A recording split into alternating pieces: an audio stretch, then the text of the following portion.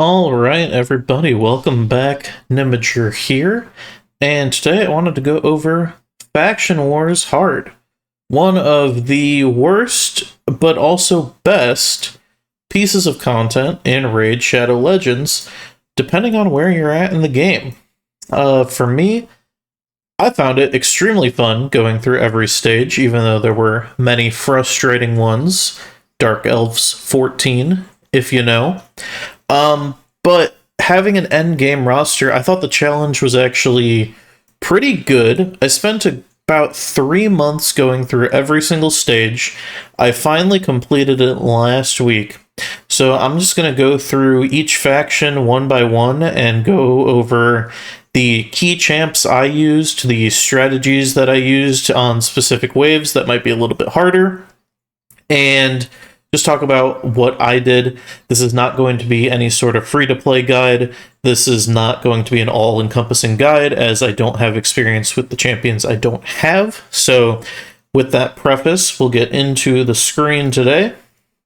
And the first video is going to be Ogryn Tribes, often thought as one of the harder factions. For me, I would probably rank this as the second hardest faction behind Dark Elves, maybe, simply because I thought Dark Elves had the hardest stage, but the Ogryn Tribe faction is historically pretty weak. Now, the first few stages I'll go by pretty quick. They were fairly easy. I do think as you go on, they get significantly harder for a period of time. But actually some of the stages as you go later actually get easy because some of the conditions later are a little bit easier to deal with. Stage 1, placing 20 poisons. Again, this is going to be pretty easy.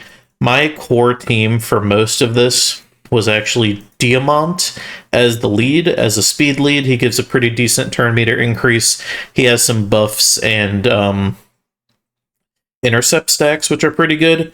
Along the way, about halfway through clearing Ogryn, I actually pulled a first axe and a moto, along with a 6-star blessing. I know as I talk about the stages, these guys kind of carry everything together, but I'll also mention what I used at first, because when I did the first half or so stages, I did not have them. What my stage looked like for placing 20 poisons, pretty easy. Stock, a previous fusion, he's placing a ton of poisons on his skills. If you go in there, you can actually see he's going to have an 80% chance to place 2 poisons on all enemies, and if they're under HP burn, he's placing 3. So placing 20 is no problem as long as you got him paired with Skrank to place the HP burn. It's really easy. Generally, as support in this faction, I threw in a Ugo, and I threw in a Man-Eater.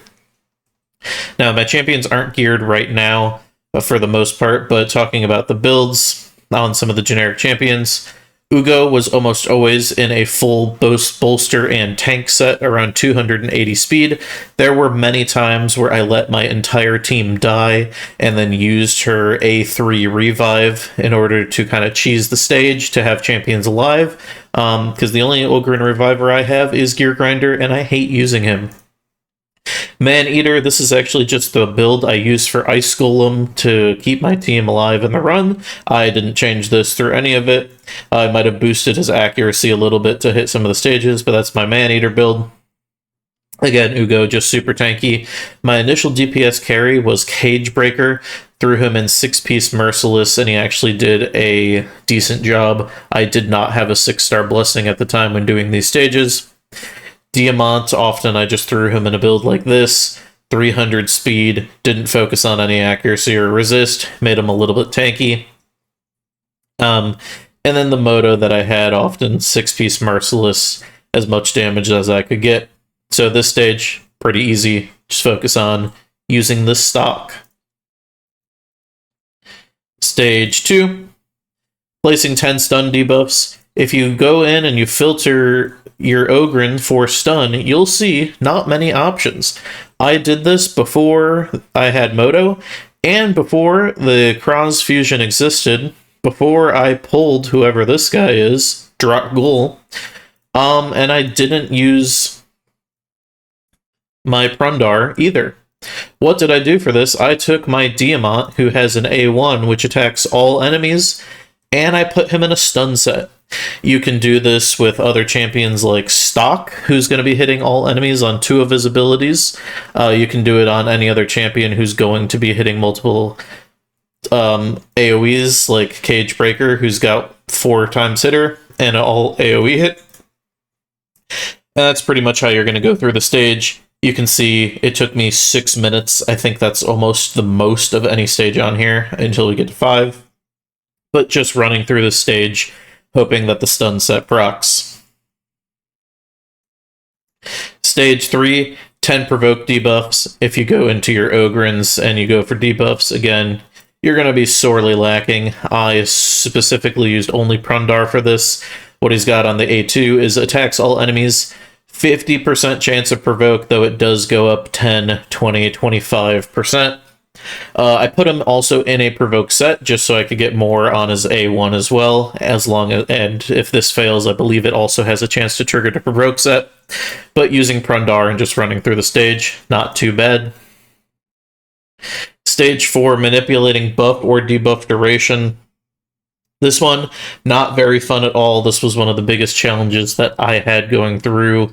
If you look at the other effects in here, you can go for decrease debuff duration or increase buff duration. You can see Diamant and don't know his name, Cracklin the Blackened have it. And if you go with decreased debuff duration, you got Cracklin again, or Skull Crusher. Again, I didn't think too hard about this. I did have the Diamant who does help, but what actually does help here is if you go into your masteries, there is a Lasting Gifts, which has a 30% chance to extend the duration of any buff cast. I simply brute forced this stage until it worked. Moving on to stage 5. This one took me 8 minutes. Land 40 hits under leech. Not very fun stage to do. The biggest thing I ran into, especially with this only being stage 5, is I was doing too much damage, so I actually had to take out all my DPS. I had to go for leech, if I can find the icon right here. Not many champions use it. I only used Ugo. She's got a leech on the A1. Again, only 35% chance to place, but going into the wave, landing a leech with Ugo, and then just a few multi-hitters to run through the stage. Some good options for this are Blizzar, who's got a multi-hit on his A1, and then I also used Skrank, who has a attack one enemy on the A1, but attack one enemy 2 times on his A2. Again, this took me 8 minutes of having all my champions in no damage, slowly going through getting all the hits. Number 6, manipulating turn meter. With your Diamant, this is not going to be too hard of a stage. If you're going into the fill turn meter section here, there are plenty of champions that are able to do this. Probably a good option is going to be Maneater on the A2. Stealing turn meter from the enemy. Just doing that over and over again, combination of some of these champions. Stage 7, first boss, honestly not too bad. The hardest part is going to be clearing it within 100 turns. For this stage, what I ran was this core, along with a Cage Breaker and a Skrank, and as much damage gear as I could get. Skrank is actually pretty good because when you place the HP burn on the boss, you can see that the boss has his allies and they're primarily going to be alive while he's reviving them. If you can place an HP burn and it procs as the allies take turns and the boss takes a turn, he's going to eventually tick down. Again, staying alive with Maneater and Ugo, not too hard. The hardest challenge for me was being able to beat the waves and the boss within 100 turns. 8, stun debuffs, going to be the same as the first one. I ran a stun set with a little bit of damage on the team, mostly survivability, and I let Diamant go to town placing stuns with the stun set. If you have a Moto, it's going to be significantly easier. I believe that was stage 8, double check, yep.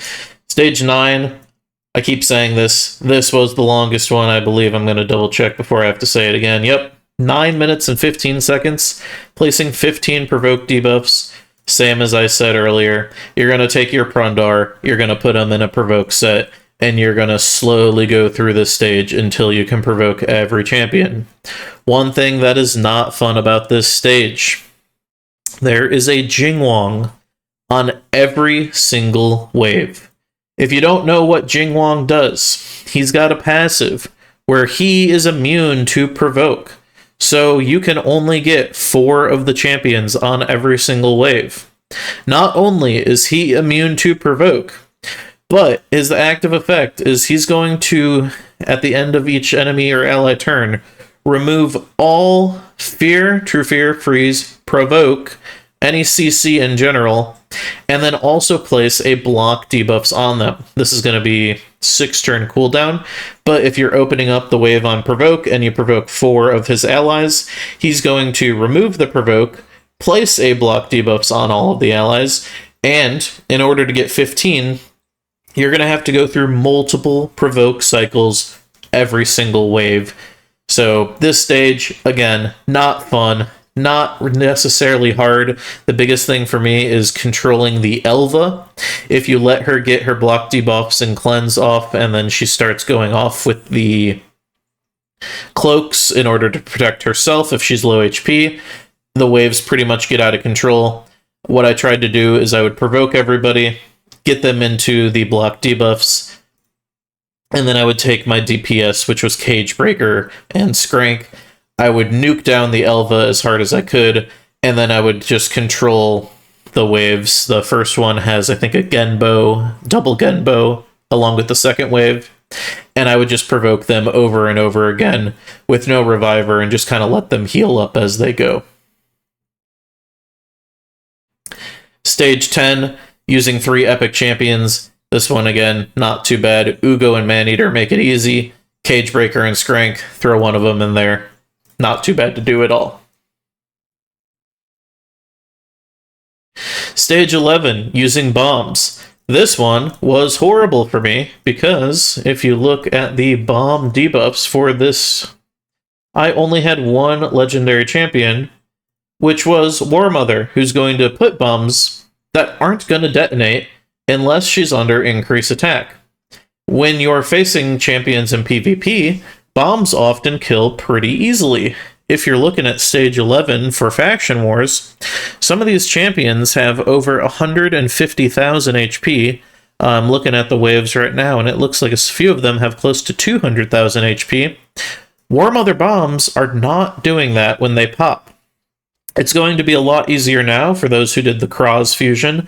He's actually a pretty good champ. I'll talk about him later, but being able to place the block active skills, decrease bomb duration, and bombs should make it pretty easy.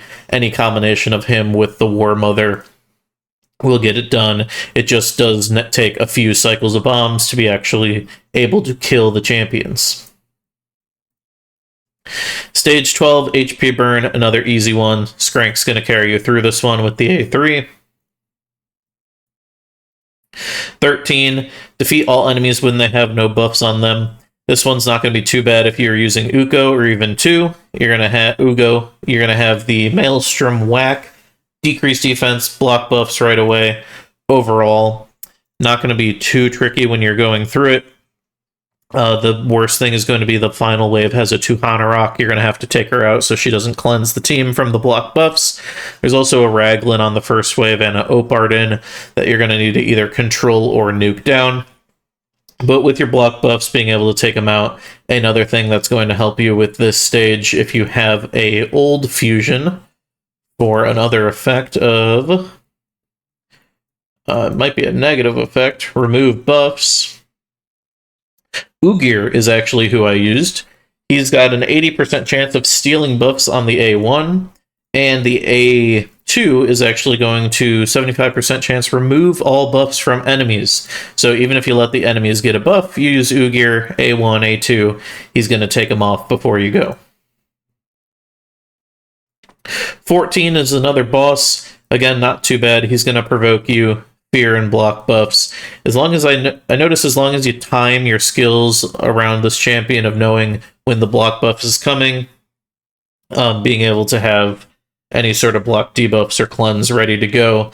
It's not going to be too bad. Ugo in a provoke set, or a bolster set, or a shield set, keeping her as tanky as possible, even with regen, isn't going to be too bad. Same strategy again when going through here is I'm just going to take my Cage Breaker and Skrank, who are going to run through this. One shout out that you might notice I haven't mentioned is Siege Hulk. He can hit really hard with his abilities. I've seen him in videos doing about 400k damage. I'm stupid, I didn't use him, but he is a great choice for some of these waves and bosses as well. Stage 15, beating all enemies alive doesn't seem too hard of a condition until you see the waves. On the first wave, you're going to have a Nell and an Allele. On the second wave, you're going to have a Toshiro and the bane of my existence. The third wave here is going to be a Black Tusk, Molly, Tormund, Kira, Mountain King wave. I'm going to show right here what I'm looking at. The Black Tusk is going to cause this entire wave to be in Stone Skin. One note for Black Tusk is he is placing the Stone Skin with a skill.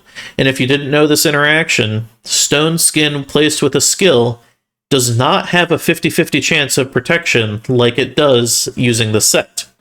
If you face enemies in an arena, sometimes you go to remove buffs and Stone Skin stays.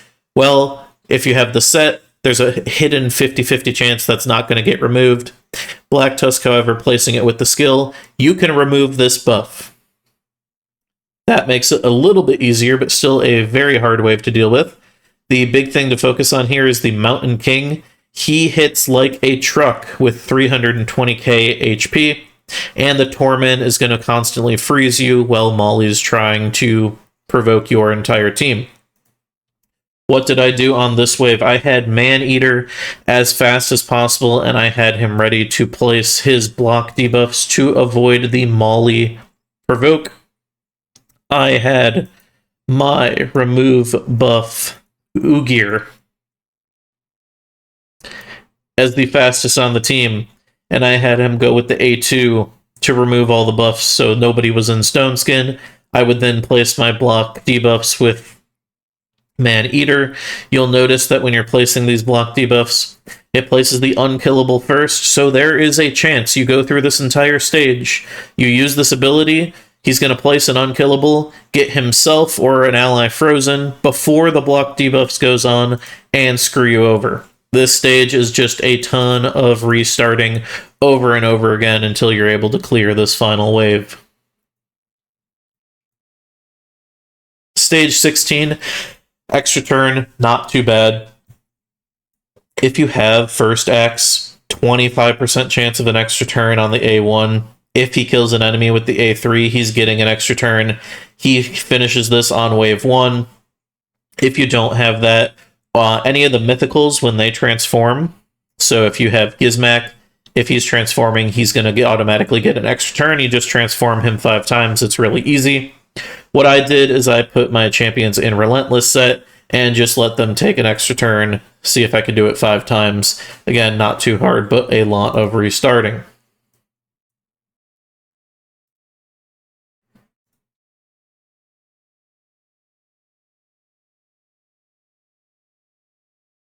Stage 17, no weak hits. You'll notice a theme throughout the series. This is going to be my least favorite condition that they give you. For here, it wasn't actually too bad for me. What I ended up running, obviously, as you're doing these stages, you just want as many Void Champions as you've got. What I ended up throwing in there, I believe, looked something like this. I had the Diamant going with the A1. If you're not aware, he heals on the A1. That allowed me to get rid of Ugo. Double Man-Eater, that's going to keep your team unkillable, because along with the condition, everyone remembers the second star, which is you can't have anybody be dead at the end of the stage. So without a reviver in here, just making sure that the team doesn't die, I had double Man-Eater. I actually had to build my second Man-Eater for this stage just to be able to get through it.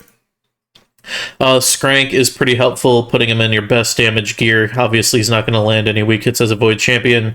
And then I ran the first axe just because he does so much damage. If you throw a Cat's Gaze and 6-piece Merciless on him, he's going to one-shot champions. I wouldn't lie if I said I spent 4 hours on this stage going through restarting over and over just when this guy would land a weak hit. But I think the smarter thing probably would have been build a second Skrank. You'll see I do have the guy I'm not talking about right here, the Gurgo. I pulled him after I did this stage, of course. This one, not going to be too bad. We'll start looking at more of the waves on this now as we get into the harder stages. First one, not going to be too bad. One thing with the Eric's is he does heal when he's going to get hit by a crit. So you want to make sure you're dealing a lot of damage to him or CCing him before he can get the counterattack up and he starts destroying your team. Overall, this wave not too hard. Second wave can be pretty hard. If you let Crixia increase your cooldowns and then Helicath gets his block damage up, you're going to be on this wave for a significantly long amount of time, especially with the Duchess. Again, nuke this wave down as fast as you can. It's not going to be too hard. The Siphi Rhodos wave, I came in here, I make sure I had my Provoke up. That's not obviously going to work against the Siphi Rhodos, but ensuring that the others couldn't go, and then just putting up the block damage, or the unkillable from Maneater. You will notice that Rhodos is going to be able to ignore that, so just be a little careful on this wave.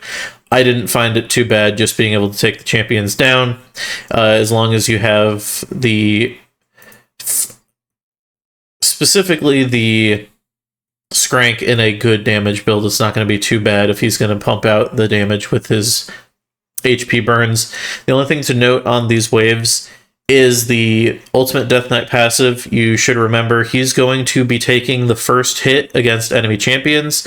So if you have somebody who's going to be weak to force, just remember that if you're attacking the Rhodos or the Siphi, he's going to end up absorbing one of those hits for the non-AoE, and the AoE, obviously, he'll take a hit as well, but he will absorb that, and it can weak hit, so just be careful of that. Going into stage 18, this one you're going to be having to make sure that you have 7 or more buffs. For me, I ran exactly this team here. Diamant. He's placing an Intercept, which is a really good one to have. This isn't going to go away with turns, so this is a permanent buff as long as your champions aren't getting CC'd that you can keep. He's got to increase resistance and strengthen, so that's going to be 3 buffs from him. Maneater, if you have him go before your champions, is going to be an unkillable and block debuff, so now we're up to 5. My first axe, he's able to increase attack and increase crit damage. That's going to be another 2 buffs to give you 7. What you can also do for here is you can run a Feral set, which will give block debuffs at the start without having to have it in the team. And you can also have a Shield and Bolster set as 2 extra buffs as you're running this team. So honestly, not too bad. Just make sure you want to nuke the waves down early. When you do get into the waves here, I made sure that I did this all on wave 1. To me, that's going to be the easiest wave. The Molly can be a little annoying if she ends up taking a turn provoking your team, but I would highly recommend you do all 7 buffs and nuke down this wave to get that completed. The second wave with the Nell is going to be pretty hard. You're obviously going to want to nuke it down fast. But with the Nell, you also don't want to be placing the buffs, which is going to have her slowly kill you. So you want to make sure you're not having to focus on getting buffs here. And then wave 3, this is going to be a pretty hard wave once Tetsuya gets into there. Every time you take a turn, he's gaining a ton of turn meter. He's going to throw out a skill that's going to take away all your champions' turn meters, and he's going to place a True Fear on your champions.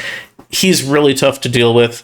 Main things I would say are Stone Skin or Feral sets. If you have your Man-Eater go first and is able to place that block debuffs up, that's another way that you can avoid this. Overall, this wave took a couple of restarts to get through. It's not as bad as some of the other Tetsuya waves, but if you can have Man-Eater go first, I think that's a pretty good counter, or Stone Skin as well to avoid the turn meter reduction. going over to the next stage is stage 19. That's going to be defeating 3 enemies while they're under 10 debuffs. For me, my team looked exactly like this. What you'll notice is there are not 10 unique debuffs here. You can go through. We've got decreased defense and block buffs from Ugo. You actually have none from the Diamant. I've got 1 from Moto, but ideally he's the one doing all the killing here. I will say I did not have Diamant. I am forgetting. I ran Skrank. So team looked like this. Skrank's going to be placing the HP burn. What we talked about with stock earlier, he's going to have 3 poisons and a weaken if they're under HP burn. So you've got your HP burn, 3 poisons, weakens, so that he's going to be placing 5 debuffs plus with Skrank. Your Ugo's another 2 for 6 and 7. Your Moto, ideally he's going to place a stun for the 8th debuff. And then you have a Cross who can come in and place 2 bombs. And I found it was easiest to open up on the 2 bombs. Another thing you can do is have him go really fast. He can place the block active skills first, and then he can place the bombs. It does get a little tricky. If you place the bombs first, he's actually going to gain a bunch of turn meter. And then if you use his A3 to place the block active skills, he's going to pop the bombs before you can get the kill. And so they won't have 10 debuffs. My secret for these stages, something that came out with the Grim Forest. If we go to the relics, the Spore Burst Rod makes these relatively trivial. If we read this, it says, whenever a wearer places a poison or bomb debuff, there is a 10% chance of placing a second debuff for 2 turns. Only places ones by active skills. Well, he's going to be placing 3 poisons and a weaken. I don't know 100% if the Spore Burst Rod triggers per poison.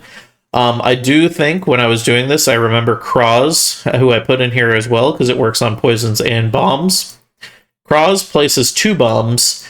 I'm fairly confident I saw champions at certain points get 4 bombs, which would mean it places a bomb, the 10% procced, places another bomb, and then the 10% procced again. It does go up with levels a little bit.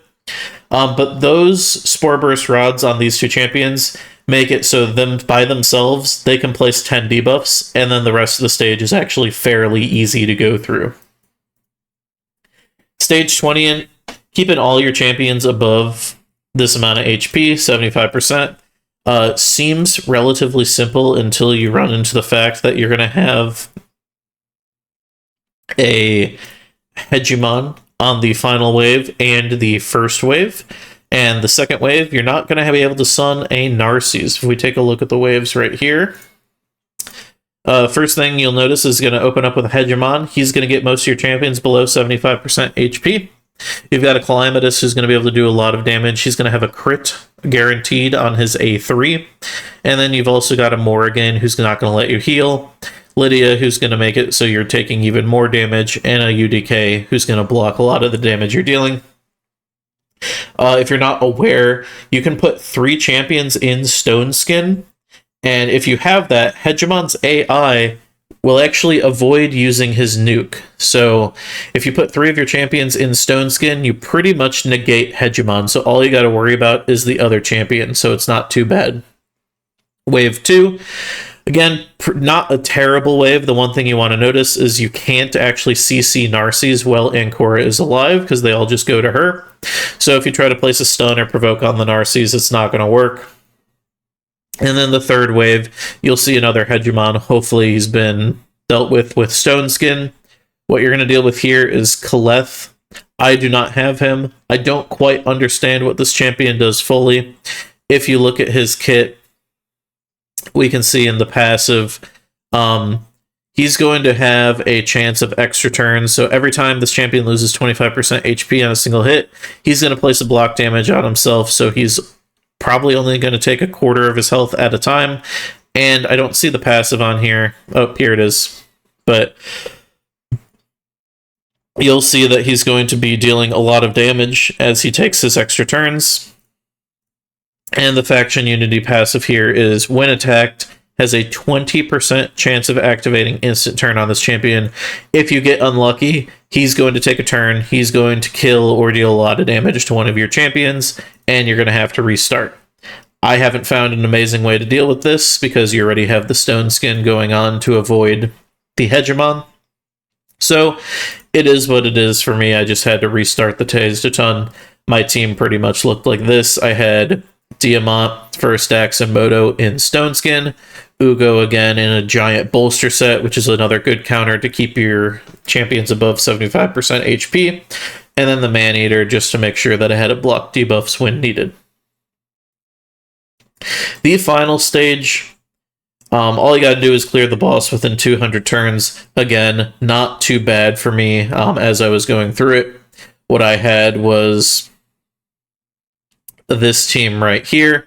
You can also throw in the Skrank. He's going to be doing a lot of HP burns on the boss. It is not too bad of a boss. What he's going to go is going to place some poisons and gain some turn meter, poison sensitivity, and he's going to remove all your buffs. As long as you time adding buffs to your champions along with the removing all buffs, it's not too hard. I thought this was one of the easier stages of here. Getting 200 turns wasn't too bad.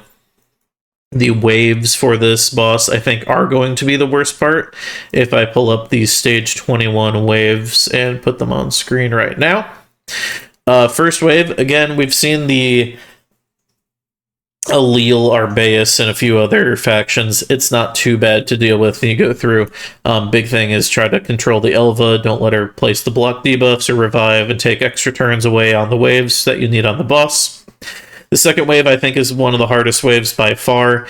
You've got your Tetsuya, who's going to be gaining a ton of turn meter. You've got your Jinmong, who's going to make sure you can't CC your champion, any of the champions on the team without removing it and placing a block debuffs. What I found to go through is just nuke it as fast as possible, or make sure you have a block debuffs and some stone skin up to avoid the Tetsuya, who's going to, again, remove your turn meter and place fears on your champions. If you can get him out of the fight, or remove him, the rest of the 4 champions aren't going to be too terrible to deal with getting through the wave. And then again, the boss himself, he's got 2 allies, which makes Skrank's HP burns pretty good. So it's not too bad of a fight. Go back here, we can see it took me about 4 minutes to clear the first boss, 3 on the second, 3 on the first. Most of this time was spent on the second wave, but that's going to cover how I got 63 stars in the Ogryn Tribe. If there's any more information on the waves or specific tips that you found while clearing the Ogryn stages, feel free to drop them in the comments, but otherwise, that'll be the end of the video. Stay tuned for more. We'll cover all the other factions. Looks like Lizardmen is probably going to be next.